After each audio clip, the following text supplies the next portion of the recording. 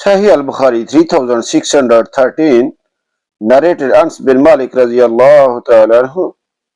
The Prophet sallallaho alaihi noticed the absence of Sabit bin Qais radiyallahu ta'ala anhu. A man said, O Allah's Messenger sallallahu alaihi, I shall bring you his news.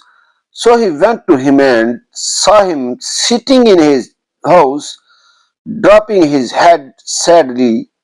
He asked Sabat radiyallahu ta'ala anhu, what is the matter? Sabat radiyallahu ta'ala anhu replied, an evil situation.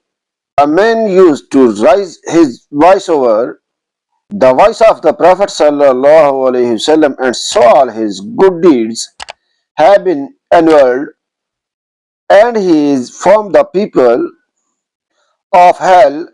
The man went back and told the Prophet sallallahu alaihi wasallam that Sabat radiyallahu ta'ala anhu had said so and so. The sub-narrator Musa bin Anas radiyallahu ta'ala anhu said, the man went to Sabat radiyallahu ta'ala anhu again with glad tidings. The Prophet sallallahu alaihi wasallam said to him, go and say to Sabat radiyallahu ta'ala anhu, you are not from the people of fire, but from the people of paradise. Sahih Al-Bukhari 3614 narrated Al-Bara bin Azib radiyallahu ta'ala anhuma.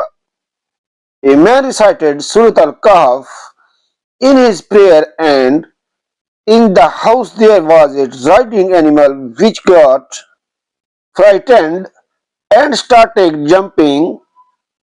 The man finished his prayer with taslim, but behold, a mist or a cloud hovered over him.